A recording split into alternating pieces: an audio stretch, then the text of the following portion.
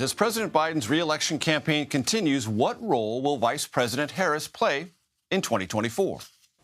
Joining us now is Ashley Etienne. Ashley is a CBS News political contributor and former communications director for Vice President Harris and Speaker Pelosi. Ashley, Politico reported today that the Biden re-election campaign wants to do a, quote, Harris reset and give voters another look at the vice president. How do you react to that? Well, I mean, here's the thing. I mean, folks are quoting polls all over the place about how she's faring worse than any other vice president. I think it's not a fair comparison. First, she's broken the mold as the first woman of color in the job. But secondly, this is the first time the political opposition has invested in tearing down and attacking the vice president of the United States.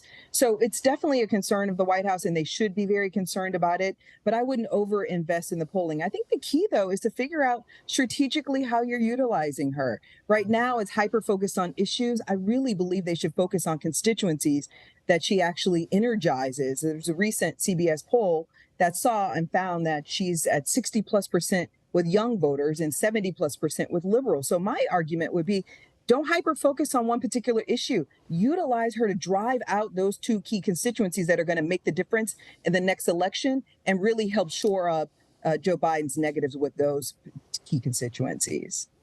And when the president's campaign uses a word like reset, do you consider that at the margins an insult, as if the vice president has to do something better than she did before? Or is it a tacit admission by the president's re-election campaign that the White House may not have used her to the maximum benefit? No, I think it's an admission that the polls aren't, she's not polling very well, and that there's some work that needs to be done there. And I completely agree with that. But I think here's the thing is they've got to retool the playbook. We can't use the old political playbook and the old model where you overinvest in the president and ignore the vice president. Now is the time to really invest in the vice president and lifting up her profile. And what I mean by that is I think the larger Democratic apparatus, as well as the White House, needs to put some resources behind elevating the vice president's work. What does that look like? That can be ads micro-targeted to these key constituencies. It could also include more talking more about what the vice president's doing from the podium every day, if that's possible, even bringing the vice president to the podium. But here's the other thing, Major, that I find very interesting. You know, as you mentioned, I work for Speaker Pelosi, and she makes this point all the time that women in politics have to have a counterpunch. And with the GOP and all their candidates coming after the vice president, I think that is the real question.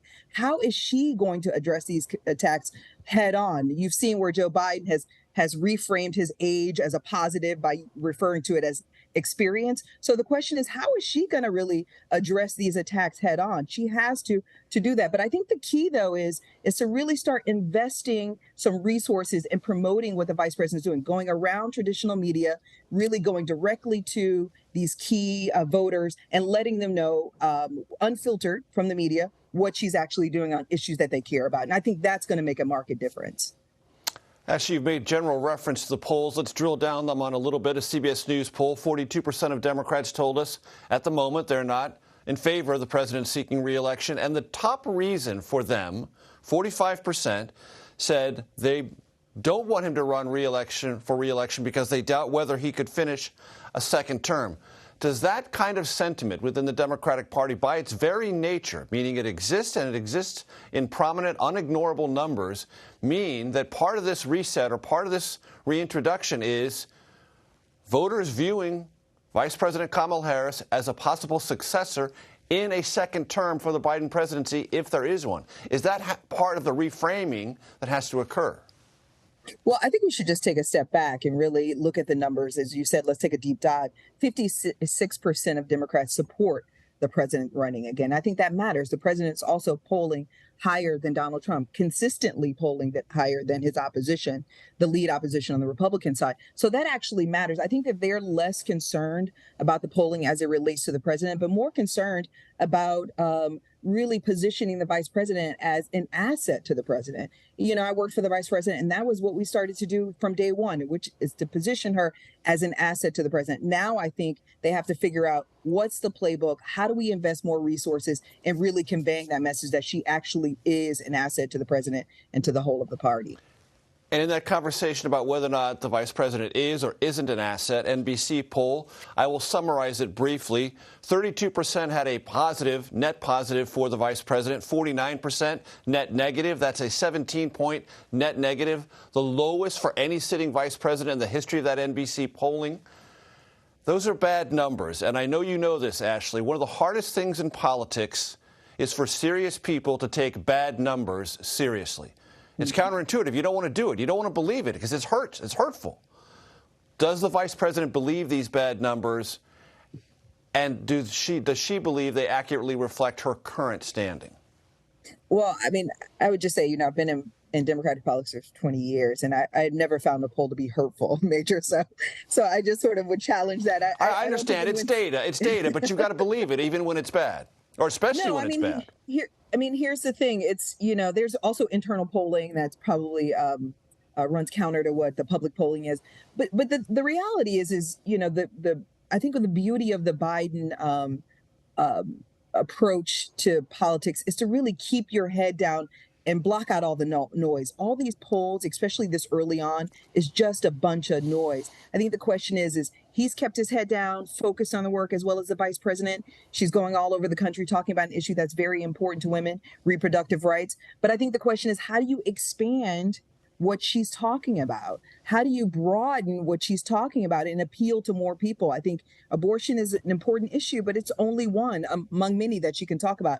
Again, if you strategically utilize her to drive out liberals and drive out young voters, that positions her to talk about guns, her leadership on guns, climate, women's economic issues, a whole host of issues that matter to the American public that would make her an even greater asset to the president, but also position her to tell a fuller story about the impact that the president has had on our lives.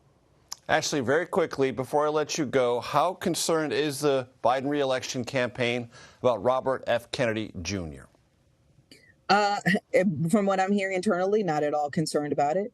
I think that, the question is how do you leverage the rest of the Democratic apparatus to really define who he is and really educate voters on who he is and what he actually believes in, which is counterintuitive to what Democrats really want in a candidate. So I think that's the question is how do you really educate the voters on who he actually is? I think the president and the vice president, of course, and the party aren't going to really give it much air and much attention, but there are people within the party and the apparatus who will focus on defining who he actually is. And I think once that actually happens, his numbers will drop. Ashley Etienne, thank you so much. Thank you. For those of you watching really closely, and you know who you are, my hair looks different now than it did in that interview you just watched. Actually, it's the same hair. It's just a bit shorter now. No, there wasn't an intervention, but a stylist was involved. No one was harmed in the process.